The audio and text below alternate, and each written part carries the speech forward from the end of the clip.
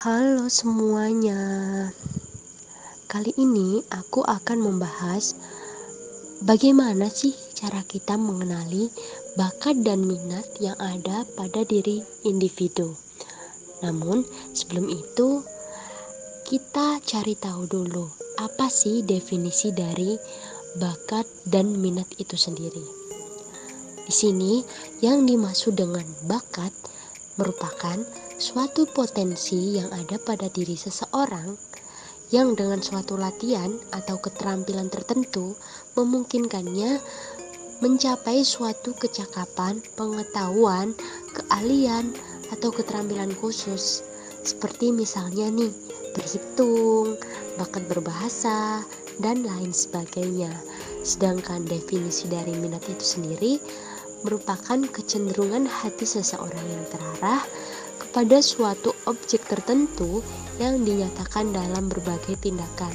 Nah, karena adanya suatu perhatian, perasaan senang, perasaan tertarik pada objek tersebut. Oke, yang selanjutnya ada faktor apa saja sih yang mempengaruhi berkembangnya bakat dan minat dari seseorang individu? Di sini yang pertama ada faktor yang mempengaruhi bakat ya teman-teman. Faktor yang mempengaruhi bakat itu sendiri ada dua faktor. Yang pertama adalah faktor internal, yang kedua faktor eksternal. Nah, di dalam faktor internal itu sendiri ada beberapa faktor. Yang pertama adalah minat. Minat itu sendiri merupakan motif asli yang muncul dari dalam individu itu sendiri. Kemudian motif berprestasi.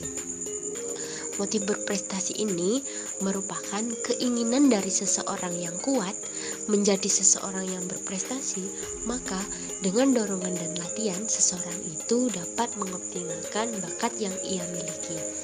Kemudian ada keberanian dalam mengambil resiko. Yang keempat, keuletan menghadapi tantangan, pantang menyerah dan tidak takut gagal. Yang kelima, ada pengaruh unsur genetik. Di sini khususnya berkaitan dengan fungsi otak. Bila otaknya dominan otak sebelah kiri, maka bakatnya berhubungan dengan masalah verbal, intelektual, teratur, dan logis. Apabila otak dominan sebelah kanan, maka berhubungan dengan masalah spesial, non-verbal, estetik, artistik, dan atletis. Kemudian faktor yang kedua ada faktor eksternal. Nah, dalam faktor eksternal bakat itu sendiri ada beberapa faktor. Yang pertama adalah latihan. Di sini karena bakat merupakan sesuatu yang sudah dimiliki secara alamiah, yang mutlak, yang memerlukan latihan untuk membangkitkan dan mengembangkannya. Jadi kita perlu latihan dalam mengembangkan bakat. Kemudian faktor kedua adalah kesempatan maksimal untuk mengembangkan diri. Yang ketiga ada sarana dan prasarana. Yang keempat dukungan dan dorongan dari keluarga. Yang kelima dukungan tempat tinggal. Yang keenam pola asuh orang tua. Kemudian faktor apa saja sih yang mempengaruhi minat? Nah, yang mempengaruhi minat di sini ada beberapa faktor. Yang pertama ada rangsangan yang datang dari lingkungan atau ruang lingkup yang sesuai dengan keinginan atau kebutuhan seseorang yang menimbulkan minat.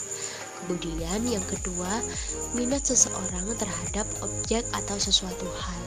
Di samping itu juga dipengaruhi oleh faktor dalam diri manusia itu sendiri.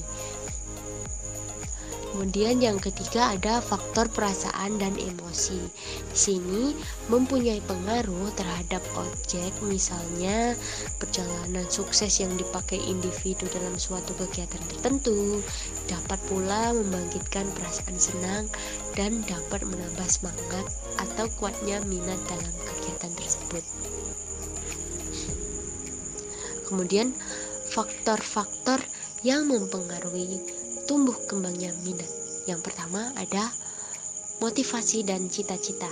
Nah, apabila motivasinya kuat, maka dapat membesarkan minat dari individu itu sendiri terhadap objek yang diinginkan. Kemudian ada sikap terhadap suatu objek. Di sini dapat senang terhadap objek, dapat membesarkan minat seseorang terhadap objek tersebut. Kemudian ada keluarga, keadaan sosial, ekonomi, dan pendidikan. Keluarga dapat mempengaruhi minat seseorang terhadap objek tersebut. Kemudian ada fasilitas.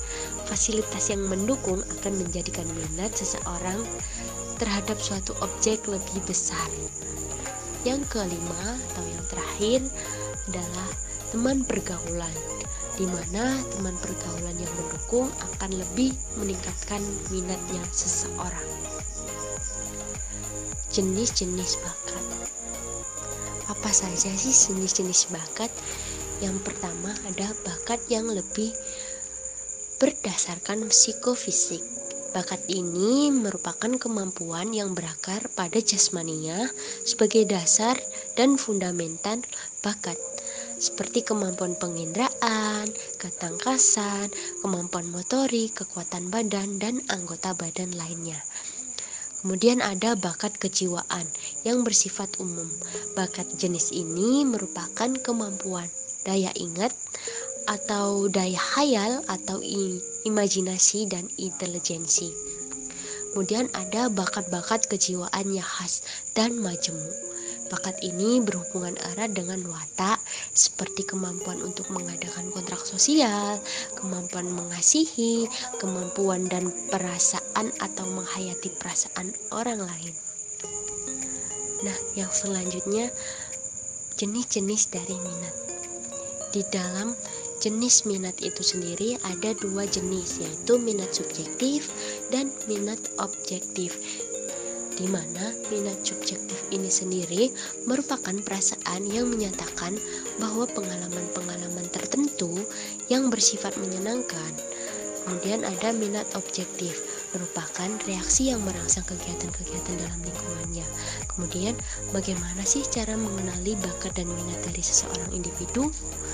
Yang pertama ada cara mengenali bakat yang dilakukan dengan analisis jabatan atau analisis lapangan, yang digunakan untuk menemukan faktor apa saja sih yang diperlukan supaya orang dapat berhasil dalam lapangan dan sebagainya.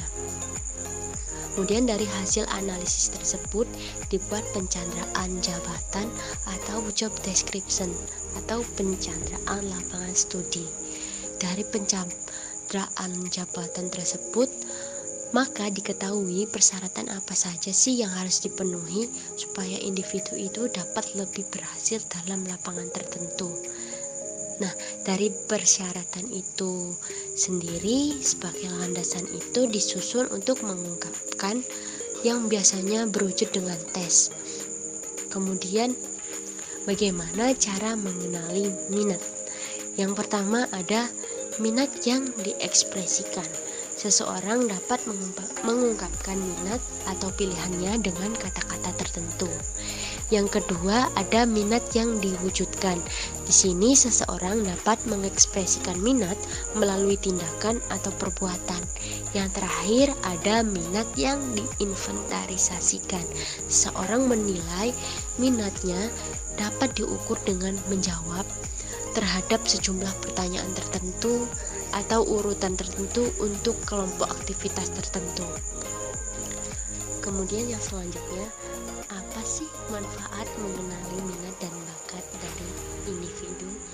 Yang pertama adanya dukungan dari lingkungan. Yang kedua, melatih dan mengolah bakat. Yang ketiga, memahami hambatan dan mencari solusi. Yang keempat, adanya keberanian untuk berkembang. Oke teman-teman, mungkin itu saja yang bisa saya sampaikan. Semoga bermanfaat. Terima kasih sudah menonton.